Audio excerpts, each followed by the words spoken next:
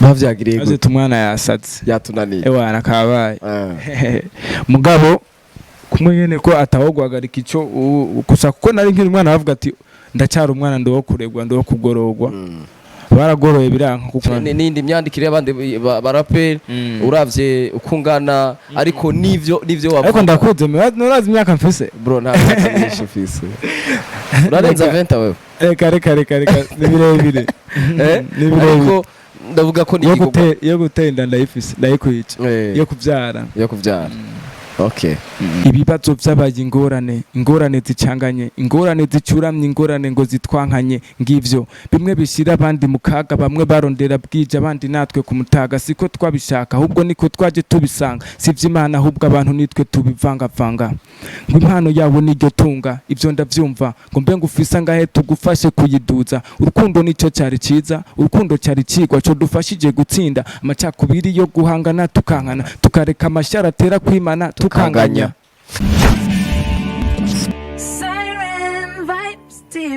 Hello family bakunzi ba Siren Vibes imbalamutse kwindi inshuro ni MC Biringarutse umunsi wana yanje nk'umuraperi ndarapora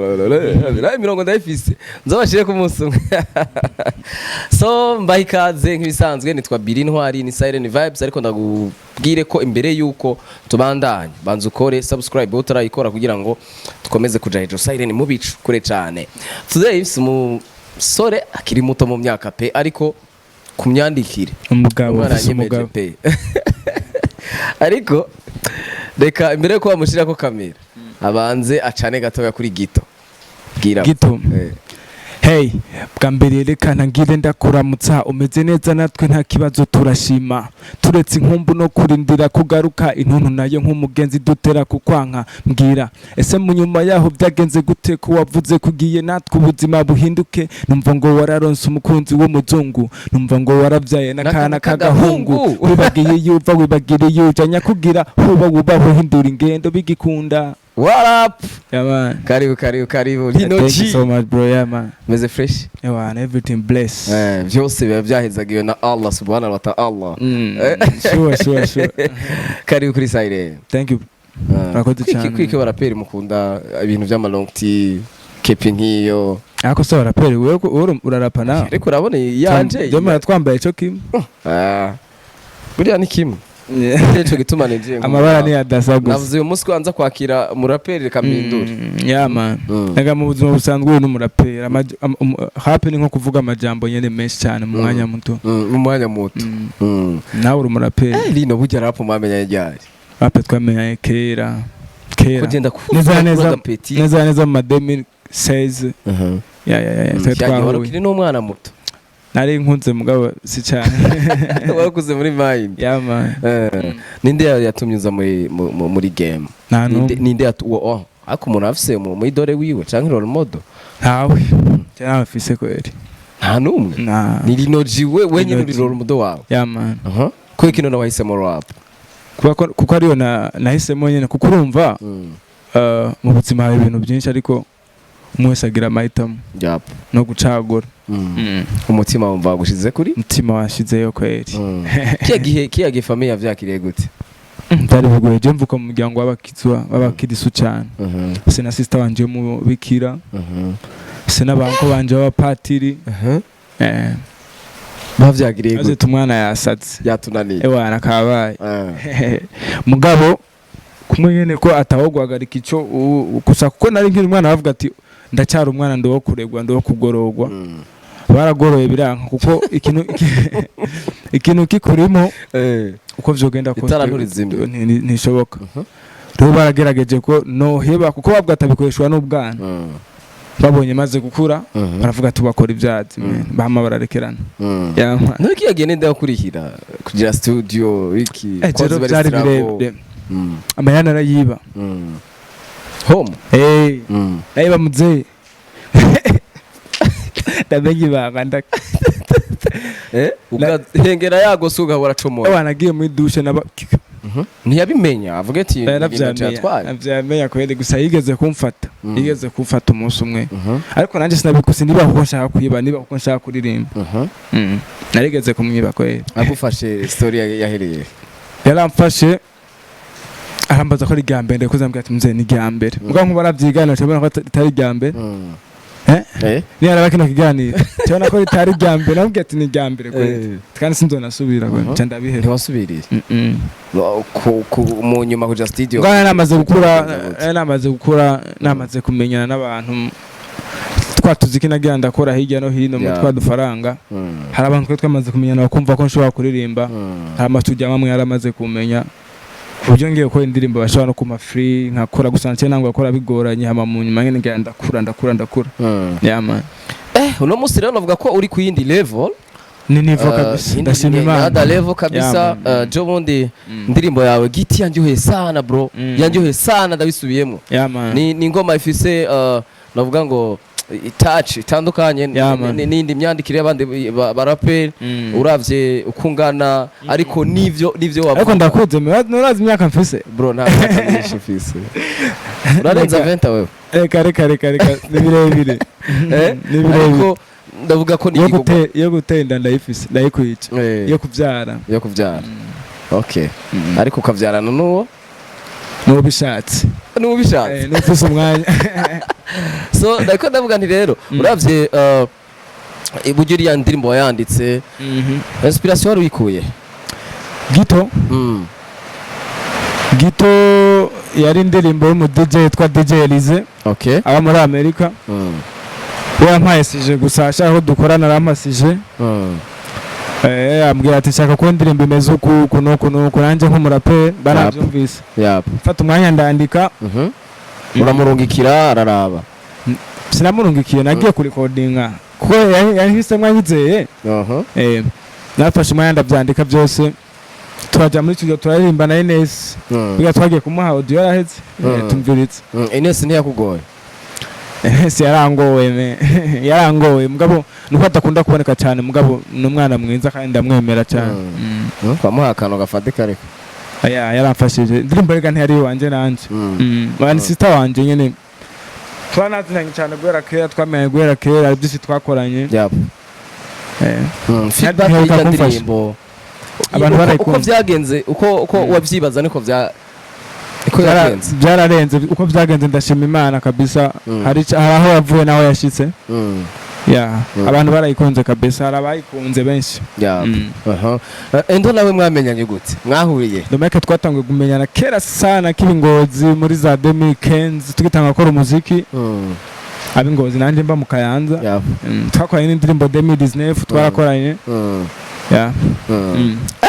ngoma rero Gito irakartona ejo bundi mbona notification mu telefone yanje pap Lino G amazi mu mazi amazi bro nshaka umpega icapo kijya ndirimbo uburyo wayikuye mu vyiyumviro urarealiza ku buryo na product isohoka igasohokana najya my image indirimbo navuga ko indirimbo nakoze mu mwaka wahera uheze atari uturimo indirimbo yakoze kera mu kwezi kwindwi k'umunani guco ngabo tumatebye gusohoka video yawe ntihari bwaboneke kurumva amazi z'ibintu wari gukora usore biboneka urumva sintu ubaha audio ngo bumviritse ushaka kubereka nawe amazi ari nasa cyane ko umuziki wo bari video bigukundiye ko ukora aka video tumukora kamwe mu mwaka mugabo kaba aka video audio nta kibanza zigifise cyane amazi ariko amazi ko tayo twabonye birangira gute ko tegeza ko yaravye yose ndayabura tegeza ko yakunda nda kandi atana ushakura amazi cyangwa ushakura abanyeneyo amazi no kutaravye zarawe mu mpera ari ku munota umunota wa nyuma rimwe abantu bayamenye hasi for sure ajyana uvuga ngo n'umusego ngo wakanye agatubireke amazi mu bisanzwe n'ubuzima amazi ni ikintu gikenerwa buri munsi ariko ingoma nawe yandika nta kantu kakoba wagira ati kweri akobanya baki ahantu ndiko ndadodora rava boneka aya mazi mfise ubwoba bwinshi urumva umugore bamwe ngo dodora ariko ndasaba amazi inyota yari nyinshi ariko irobine ryari ryarakamye kuko hari ahantu uvuga ati genda narushe aya mazi yari ahari nayo ninjiye ntadodoye bwa mbere cyambwiye ati subira inyuma udodo ariko hari ahantu uvuga ati jewe wambwiye ngo ume ndodora impande zose umugongo wanje paka warushe urarushe ubwo bushuhe nabwo buragije Imana irihangana Lino G bene mbwira rero amazi uvuga ndiko ndavuga nyine ku kuntu wadodoye ko aragerege bavuga ati jewe pe narushe nadodoye robine ryari ryaromye sinzi ko atari bayafise indani biko byo indani sinzi ko atarariyo canke babaye uyanyime gusa bisanzwe canke ashobora kuba yari kure ashobora kuba yari kure kweri mu kindi cyumba feedback y'ingoma rero feedback y'ingoma ndashima Imana uko biri ko je uko meze naho byo ibibi bitanu bisumbwa n'ikiza kimwe iyo uravye commentaire ni sawa harimo abantu nuko arabatabikunze hari commentaire mbini zishobora kubona ariko ibyo ni nakubwiye ko ibibi bitanu je bisumbwa n'ikiza kimwe mbonye hari abantu bavuze ati ni fresh si buri kintu tuzokora ku isi ngo gikundwe na bose na Yesu yaraje yarungitswe n'Imana aramwica hamaje umwana w'umuntu we urinde umunyakayanza ko ariko indirimbo igisohoka naho nta kantu afati ndandashire hanze abantu baza kwifata gute wapi cyo kuko navuga ati indirimbo nayikoze kandi nayikoze ndayizeye so avuze ati ahubwo ni time ni umwanya wo kwishyira hanze wo kwisohora abantu uri umuririmbyi deja kwanza nawe usanzwe ubizi ibintu bya entertainment ikintu cyose usohoye even naho ufata ifoto ukayipostinga Facebook hari abalikinga hari n'abayireka kuko bavuga ati si nziza mugabo wewe nyene uvuga ati nafoza agafoto ka fresh kandi agaposting man bacishizeho gatoya batarayibona cyo tunabwira naho uja kwiraba amazi mu bisanzwe n'ubuzima amazi yo yabonye kenshi aruhura umutima amazi kuyabona sugufyina amazi abatayazi benshi barayitiranya ndiko ndodora impande zose z'umuryango nza kukurondera bambwiye ngo ufise intango reka iyo mikino kinivu n'umugongo mena ko dukeya basimba ndanye urugendo ubushuhe mbega ubushuhe uburuhe mbega uburuhe mana kuva kare ndodora nturi kunyumva mena ko dukeya wa mukobwa unkure ngaha uguma umbwira ndodore nkabikora umugongo wanje wangoye mbabarira ko ari je nagusotoye nyuhagira mena ko dukeya vyango ugurura mamene Lino G bro reka mvuge kuri mu raperi bakomeye gisigaye nuko umusore aronka support kandi birava mu byo umwana arahari pe amakayaruzuye resi nkubeshe zana mu mahera fatiye ku ndirimbo zibiri zavuba zonyene kira n'igikorwa cerekana ko umuntu aba ari mu kazi ariko hari ahantu bashaka amazi akanya cyangwa yashusha kazuyazi kubera ko kazuyazi anashaka amazi akanye aba ashushe kandi nanje nshushe none gwe kushaka kazuyazi kuko narindi hagati na hagati ntiwari bwake gose hagati na hagati mu majyepfo iyo mvuka arandi hano uvuga ngo mubiri kundi ngo zero distance akari akantu kanshiriremo gato avuze ati ndabizi ushaka kashi nanje ayo mazi gira zero distance nyegera please nkonza ku uwo mubiri turi babiri vuze induruga K baby ntumene siri aya mazi ko mbona ari nkamwe ya rusengo yatumye nibagira ko narindi mu rugendo mena make yashitse no mu musego ninasinzira ibindi mbaze mbyutse mu gatondo men mirongo iriho bro mirongo iriho aho nyene niho Uraho kana mwete nashaka yashushe ni akazuyazi nako akazuyazi ako bigaragara kuzi ni kirundi cyane ndabuka ikirundi ndagera si cyane ndagerageza primera yize mu Kayanza curi manukira nageze ino ngiye mu 11 na kabiri. So babwira ahantu rero indirimbo ashobora kuyisanga. Indirimbo iri kuri YouTube channel ya Lino G umva ukuri, ahubwo ikintu kimwe rero muze muriruka kubaha link muri comment. Twe ubu turabikora. Yeah man, that's good man. Nuru birafashe kuvyibuka nkuko twama tubigira n'abandi muri comment utushira ko link ubereka aho ayiri twama tubikora pe. Channel Lino G umva ukuri. Niryo zina nkoresha ahantu hose no mwijoro nuko. So gutwara ari amashusho uravye ku myaka ufise nta kazi ico nta kazi katari uvuga ngo urakora akashobora guha video ugakora video nka kuriya uretse nkiriya uvuga ati muvandimwe ari yose niwe yashizemo inguvu ariko nk'iya amazi bigaragara ko 100% abari ku myikoco yiwawe. Narafashijwe for sure, narafashijwe kugira ngo video iboneke. Hari abantu benshi bamfashije, hari umugenzi novuga yafashije yitwa Carfan iStore adanaza ama iPhone muri town mu bandanye muja no kumushora kugira ngo azobandanye yanshigikira. Hano ndi mujama yitwa Hardwin na DJ Elize nyene na Afrikid yose ya Afrikid baramfashije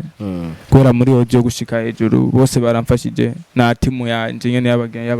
gang nyene yanje y'abajama bose. Hajya nk'amaboko y'abantu benshi kuko ndi umwe ntavyo noshobora. Sinari kuyamena y'amazi, ntibari kuyamena pe. Reka tunabandaniza abanyene amazi ntibari kuyamena. Basane muri no misi bavuga ko muri ko murakoresha cyane ibintu by'imigani cyane, ariko mufise message yanyu mwe mushaka kwipasa ariko mukayicisha mu migani, niko ubibona cyane nk'ivyo bintu nk'ivyo waririmbye benshi bavuga ati amazi none watahuye ibiki kwanza. Watahuye ibiki cyane avuze amazi. Oya mbajije wewe nyene ndirimbo uko oya nubaza nyene ndirimbo ati murakorera mu migani. Uravye indirimbo muri no misi zihari pe ni migani, ariko mwe mufise message yanyu mushaka gutanga. Message yawe ari message urumva amazi, ijambo amazi ni jambo avuga rifite akamaro kanini ku buzima bw'umuntu wari we wese ku isi. Muri rusange amazi niyakora byose, yadahara amazi ntakaboneka. Siko none yaba umugabo yaba umwana yaba ukuze n'udakuze twese turakeneye amazi. Amazi n'ubuzima. Bujumbura umuntu asaba amazi yakazo yazi ko Bujumbura yasho asigaye akanya naho nyine. Guys nibyo twe twavuye mu kanzi mbeho niraduheramwo. Tuje tugakazu yazi. So harakurikirikira muri no misi nyuma y'indirimbo amazi. Imana ni yadushikana tuzokora kuko nkusi novuga ngo acakuri ibiki mugabo uko nifuza uko ejo canke igihe ejo uzobona link ndaguhaye indi ndirimbo yanje uko ndifuza gukora kabisa. Ejo bundi wari mu ndirimbo ibibazo ya bifengire ko n'imirongo wanditse mamen reka mvugishe kuri ndakunda touch yawe. I appreciate bro. Much thanks kabisa. Hari no muvandimwe mwiti kweki muri nongo marone wumviriza cyane akagapari nuko uburyo kanabacire ko gato bumve bashaka impano yivugira. Yama navuze ngo ibibazo by'abaye ingorane zicanganye, ingorane zicuramye, ingorane ngo zitwankanye, ngivyo bimwe bishira abandi mu kaga, bamwe barondera bwije abandi natwe ku mutaga. Siko twabishaka ahubwo niko twaje tubisanga, sivyo Imana ahubwo abantu nitwe tubivangavanga.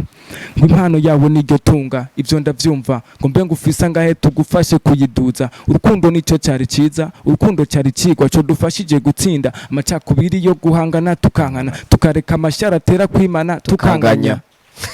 Rumba ko ndayi urakaze kabisa. Ubahwe sana. Ubahwe nariko naho ndavuga nti hagiye gukurikira iki mbega uretse nk'ijya ibibazo rwa business ugiye kubandanya wimurika gute muri uno mwaka igicapo cawe kimeze gute bro? No mwaka ndashaka gukora Imana yadushikanye itwanaje duho ubuzima abantu babandanje badusupporting uko umuntu ari wenyene nibikunda umva umutumwe niwigira inama ariko no mwaka ndifuza gukora kandi cyane. Imana ikimpaye ubuzima ndifuza gukora kandi ibikwiye kabisa. Yama bakiguhamagara mu bibazo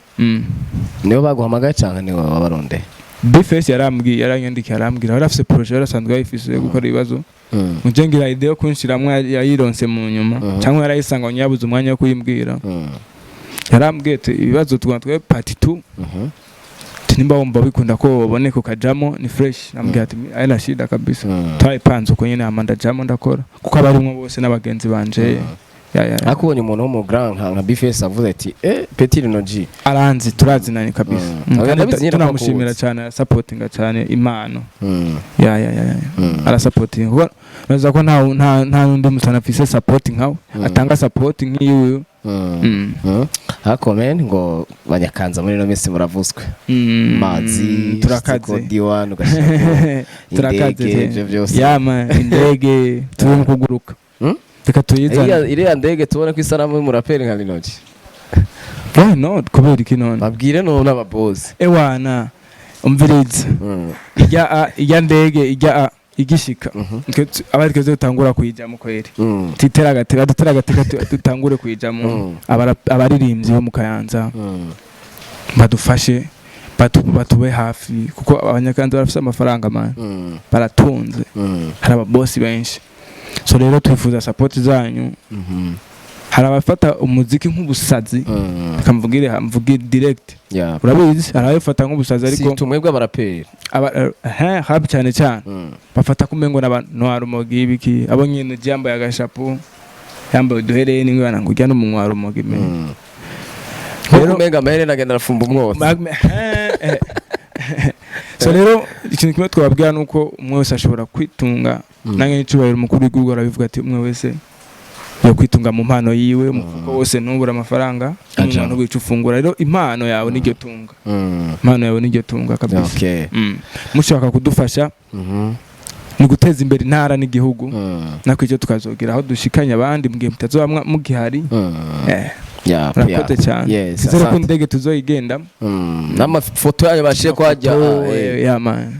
ariko banavuga ko gituma n'umuziki wanyu udatera imbere cyane namwe bibavako mugomba gusoma beef bari ibyo Burundi gute ntavyo uziri muri industry amabeef abaririmbyi b'abarundi ati n'umundi namwe kugira ngo mutere imbere ubwanyu ni kanga urafata indirimbo yakanaka uyipostinge mu je ndabikora kweli sinzi nk'abatabikora je ndabikora kabisa beef ariko urayitse beef ndavyumva navyo nyene barabikora ababikora barabikora beef sigurike ubwanje beef urazikora gusigurira ni navuga jealous jaloux beef abari jealous kuko nkumvuze ati biringa ufitiye beef nuko mba mbona ivyo ukora biriko biratera imbere